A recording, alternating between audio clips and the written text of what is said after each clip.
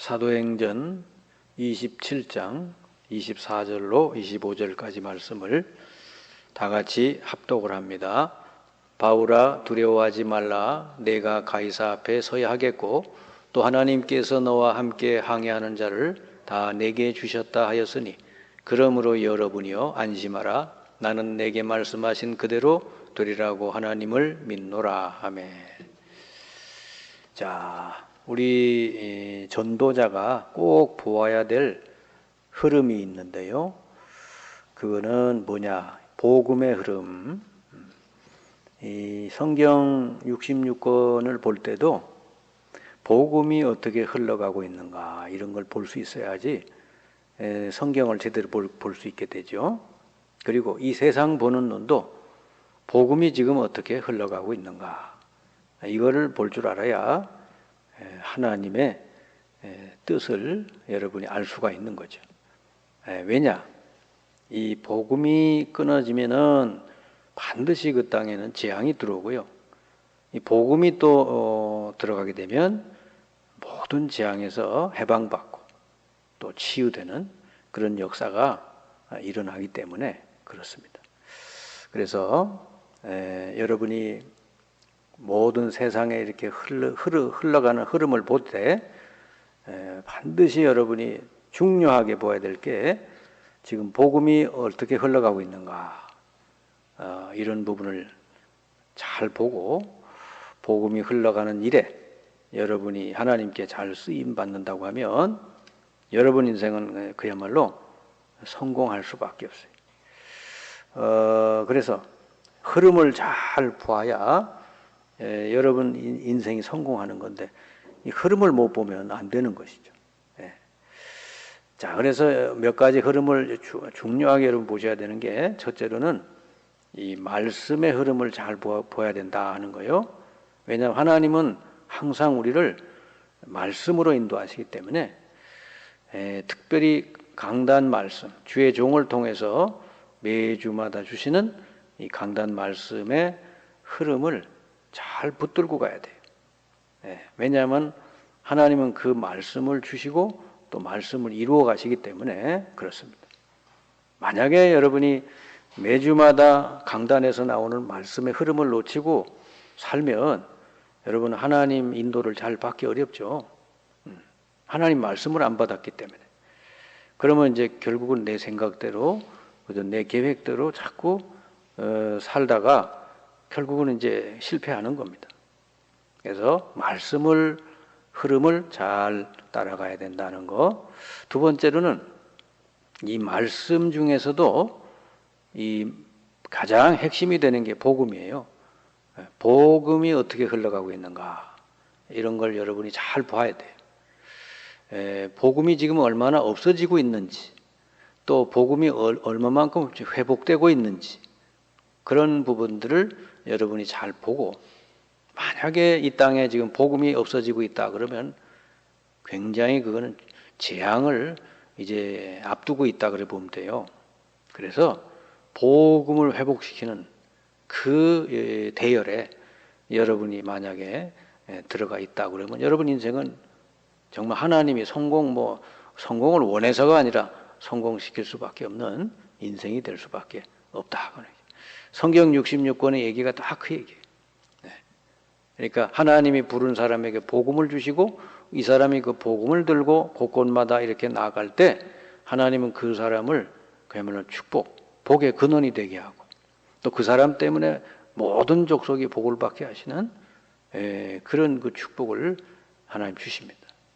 그리고 이 땅에 지금 이 영적인 재앙이 어떻게 흘러가고 있는가 이런 걸 잘 봐야 되죠. 재앙이 어떻게 흘러가고 있는가.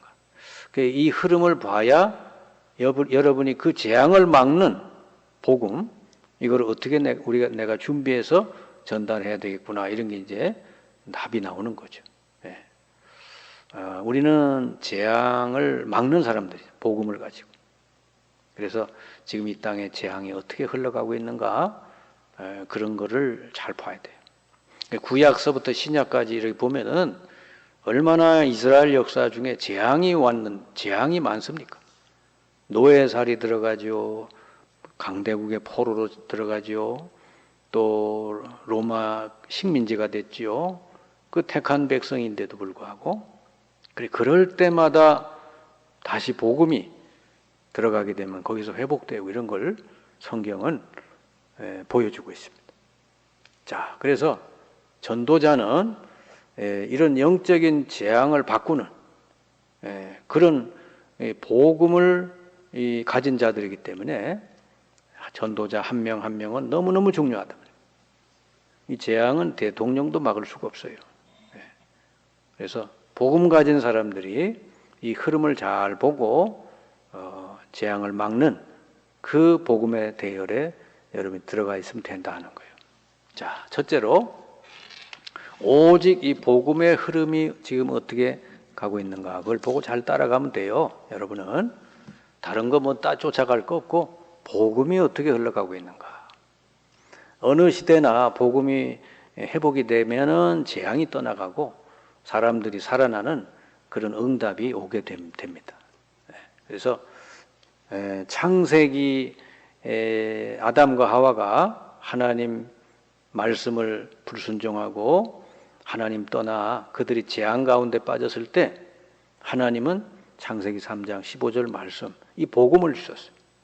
여자의 후손이 오면은 뱀의 머리를 상하게 할 것이다. 이게 뭔 말이냐? 여자의 후손 그리스도가 오면 사탄의 권세를 무너뜨려서 이 재앙을 없앨 거다 그 말이죠. 그래서 이 창세기 구약 시대에는 이 앞으로 오실 여자의 후손 이걸 믿고 그리고 대신해서 양을 잡고 피 흘리고 피 제사 드린 사람들은 다 재앙에서 구원받는 걸 볼 수가 있습니다. 그래서 아브라함 같은 경우는 가는 곳마다 단을 쌓고 피 제사를 드렸죠. 그 다음에 이 많은 사람들이 이제 노아 시대 때는 너무너무 육신적으로 돌아가 가지고요. 육신밖에 모르는 이렇게 되고 결국 그 땅이 뭐죠? 이 복음을 잃어버리게 되니까 완전히 네피림 시대. 한마디로 말하면 악한 영이 충만한 사람들이 다스리는 그런 시대가 돼버렸어요. 그때 하나님은 방주를 지으라 그랬죠. 노아 보고 방주를 지어라. 그럼 방주 안에 들어온 사람은 다 살 것이다 그랬는데 그 시대 사람이 그 얘기를 하나도 안 들었어요. 노아와 그 가족들만 방주 안에 들어가서 다 이렇게 시대의 그런 재앙을 면하게 됐죠. 방주가 뭐냐? 한마디로 말하면 지금 말로 말하면 그리스도죠. 그리스도 안에 들어가 있으면은 이런 재앙을 면하게 된다 하는 겁니다. 자, 이렇게 이 하나님의 백성들이 점점 더 이 복음으로부터 멀어지고 이렇게 육신에 빠지고 세상의 성공에 빠지고 바벨탑을 쌓고 그러니까 하나님께서 한 민족을 택하죠. 한 가문을 택했어요. 그게 바로 아브라함입니다. 아브라함을 불러내 가지고 다시 복음 운동을 시작하시는 거예요. 그래서 창세기 12장 1절 3절에 아브라함을 불러서 이 복음을 하나님이 알려주셔서 아브라함이 가는 곳마다 단을 쌓고 피제사를 드렸죠.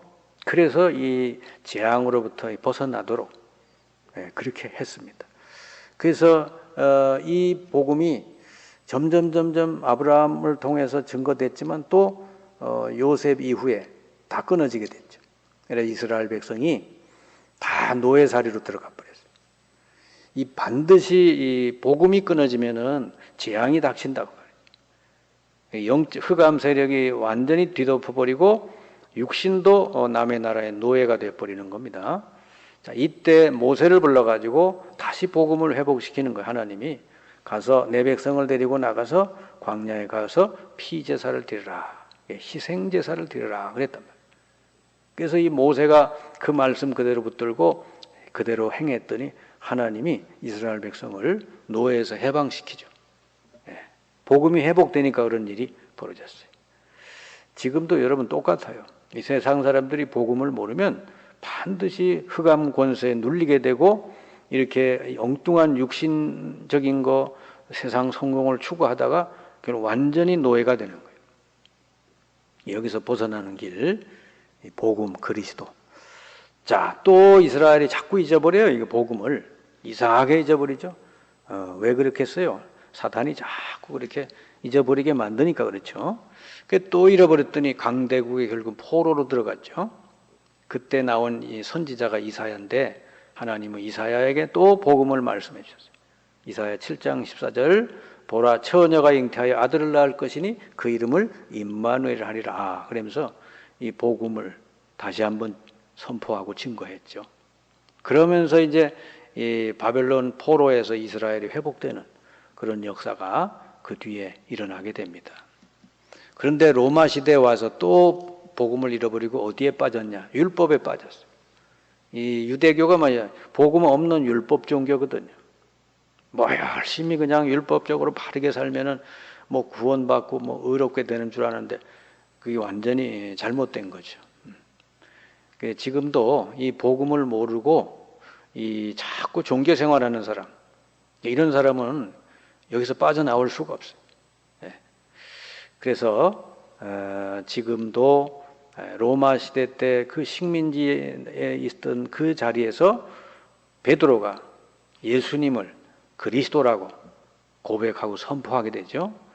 그때서부터 복음이 증거되기 시작해서 로마를 완전히 313년 만에 로마가 완전히 복음화되고 로마를 정복하는, 로마를 재앙으로부터 살려내는 역사를 이룬 것을 볼 수가 있습니다.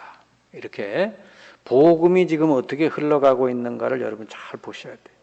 그리고 여러분 만나는 사람 한 명 한 명 볼 때 이 사람이 복음을 정말 얼마만큼 바르게 이해하고 자기가 누리고 있는지, 복음적인 생각과 복음적인 삶을 살고 있는지를 보셔야 그 사람을 도와줄 수 있어요. 이걸 못 보면 자꾸 엉뚱한 얘기해요. 뭐 세상 얘기 무슨 농담하다가 끝내버리죠. 그러면 그 사람을 전혀 도와줄 수가 없어요. 한 사람 한 사람 도울 때도 이 사람에게 지금 복음이 얼마만큼 정확하게 확실하게 들어갔고 이 사람이 복음을 누리고 있는지 그걸 보고 안 되는 부분을 도와주면 되는 거예요. 여러분 어느 모임에 가서 똑같아요.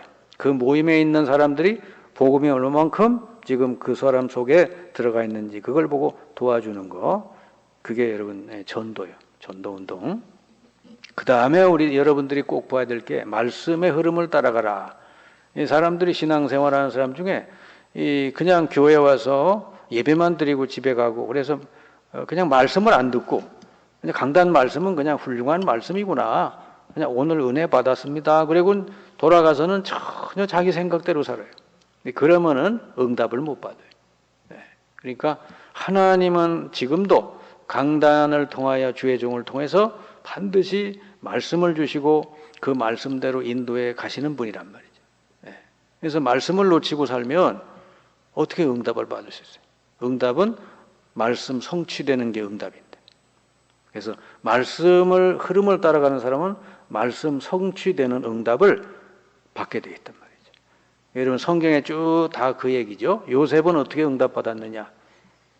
하나님이 꿈으로 주신 그 말씀, 구약시대에 그때는 이런 문서가 없으니까 하나님이 꿈을 통해서 요셉에게 하나님의 말씀을 주셨거든요. 그걸 딱 붙들고 기도하면서 살았는데 하나님 그대로 성취시켰어요. 그 과정에서 이런 일 저런 일 생겨도 괜찮아요. 다 하나님 이루어 가시게 되죠. 그리고 모세에게 하나님의, 모세 80살인데 80살 노인이면 이제 사실은 내가 뭘 할 수 있나 그런 나이잖아요. 그런데 그때 하나님은 모세에게 말씀을 주셨어요. 저 내 백성을 인도하여 광야에 가서 희생제사를 드리라. 이렇게 가서 바로 왕에게 가서 이렇게 얘기해라. 그 말씀 그대로 모세가 가서 전달했는데 그 말씀대로 성취가 됐어요. 모세는 그 이전까지는 자기 생각대로 산 사람이에요. 그런데 80살 하나님의 말씀을 듣고부터는 이제는 정말 말씀이 성취되는 역사를 모세가 이룬 걸 볼 수가 있죠. 그래서 120살을 살았는데 모세가 사실은 하나님께 제대로 응답받은 나이는 모세 80세부터 120살까지 한 40년 동안을 모세는 응답을 제대로 받았다 이래 볼 수 있죠. 그리고 여호수아 2장에 보니까 라합이라는 이방 여인이 이 하나님 말씀을 다 붙들었는데 다 성취됐죠. 라합과 그 집이 구원받았어요. 다윗이 사무엘 17장에 보니까 사무엘 선지자에게 들은 말씀, 이 하나님의 말씀을 붙들고 그가 이제 기도하면서 양을 쳤는데 그대로 응답이 됐죠. 다 성취되고 왕이 돼서 정말 하나님께 영광 돌리는 왕이 됐죠. 그리고 엘리사도 똑같습니다. 하나님 주신 말씀 붙들고 나갈 때 그대로 성취되고 다니엘과 세 청년 다 똑같아요. 그리고 여러분 아는 것처럼 초대교회와 바울도 사실은 어떻게 신앙생활을 했느냐, 하나님의 약속의 말씀을 붙들고 이들이 기도했거든요. 초대교회는 마가다락방에 모여서 사도행전 1장 8절의 말씀, 오직 성령이 너희에게 임하면 권능받고 땅 끝까지 이르러 내 증인되리라, 그 말씀 그대로 붙들고 기도했는데 그대로 성취가 되고 그야말로 로마까지 복음 전하는 역사 이루었죠. 사도 바울도 사도행전 9장 15절에 너를 이방인을 위한 그릇으로 택했다, 그 말씀 그대로 붙들고 나갔는데 하나님이 다 이루시고 성취한 걸 볼 수가 있습니다. 그래서 두 번째로는 이 말씀의 흐름을 따라가야 제대로 응답을 받을 수 있다 하는 겁니다. 그리고 여러분이 이제는 우리나라만 보는 게 아니라 전 세계를 봐야 되죠. 세계의 흐름을 여러분 잘 봐야 됩니다. 이 지금 전 세계에 복음이 안 들어간 나라가 얼마나 많은지 몰라요. 그래서 이 세계의 복음화의 흐름을 잘 보면서 여러분이 거기다가 따라가면 돼요. 거기다 헌신하면 됩니다. 세계 복음화라는 말은 거창한 게 아니에요. 아브라함을 부를 때부터 하나님 이 말씀을 약속으로 줬잖아요. 너로 말미암아 모든 족속이 복을 받게 하리라. 예수 믿는 모든 사람은 사실은 세계 복음화를 이루겠다는 거예요. 그 사람을 통해서. 그리고 그걸 붙들고 여러분들이 기도하고 헌신해야 되는 거죠. 자, 그리고 이스라엘이 이 언약을 놓칠 때 너를 통해 이방 세계 복음화 하겠다 그랬는데 이걸 놓쳤으니까 그래서 하나님이 일부러 노예로 애굽에 들어가게 하고 포로로 강대국에 들어가게 하고 또 로마의 속국이 되게 해서 거기서 다시 이 언약의 말씀을 붙들고 거기서 이 세계를 살리도록 그렇게 하나님이 하셨죠. 그러니까 자발적으로 세계 복음화 언약을 안 잡으니까 하나님 강제로 강대국의 노예 포로로 이렇게 집어넣어서 거기서 이제 복음이 증거되게 하신 걸 볼 수가 있어요. 그리고 시간이 갈수록 이 세계 복음화는 반드시 성취되게 돼 있다 하는 겁니다. 마태복음 24장 14절 이 복음이 모든 민족에게 증거되어야 이 땅에 끝이 올 거다 그랬거든요. 이 세계 모든 역사가 하나님 끝을 낼 때 언제? 이 복음이 모든 족속에게 증거된 후에. 아직 여러분 절반도 안 됐어요. 복음이 제대로 들어간 나라들이 절반밖에 안 된단 말이에요. 그러니까 우리 꾸준히 정말 선교를 위해서 여러분들이 기도하고 헌신하고 또 우리 한국에 지금 와 있는 다민족들을 위해서도 잘 여러분이 기도하고 도우면서 그들에게 복음 전하면 그 세계 복음화에 여러분 흐름을 따르는 삶이 될 줄 믿습니다. 그래서 이 세상의 모든 건 다 지나가는 겁니다, 여러분. 양보 다 양보해도 돼요. 근데 절대적인 게 있죠. 로마서 16장 25절 27절 하나님이 영세전에 감추어뒀던 거를 지금 나타내시고 드러내신 거. 그게 뭐예요? 복음이죠, 복음. 이 복음을 이 땅에 지금 우리 한국 땅까지 이스라엘 그 마가다락방에서 시작된 이 복음 운동이 한국까지 오게 된 거예요. 그러니까 선교사들의 그 희생을 통해서 우리나라까지 왔고 지금 우리나라를 통해서 많은 선교사들을 보내서 또 온 땅에 좀 증거되고 있잖아요. 그러니까 이게 하나님 절대 언약이에요. 이거를 여러분이 붙들고 이 복음이 증거되는 그 흐름 속에 여러분의 인생이 들어가 있다면은 틀림없이 하나님은 여러분의 건강, 여러분의 경제, 여러분의 가정 모든 것을 지켜주시고 축복하실 줄을 믿습니다. 오늘 사도 바울이 풍랑 만나 죽어가는 거기서 하나님이 그러잖아요. 바울아 두려워하지 말라. 너는 가이사 앞에 서야 될 사람이다. 너와 함께 있는 모든 사람은 다 안전하니라 그랬습니다. 바울이 언약 붙들고 가는 사람이니까 하나님 이렇게 말씀해 주셨죠. 여러분들도 이 흘러가는 이 시대에 정말 절대적인 언약 제대로 붙들고 거기에 여러분 잘 쓰임받는 인생 되기를 주님의 이름으로 축원합니다.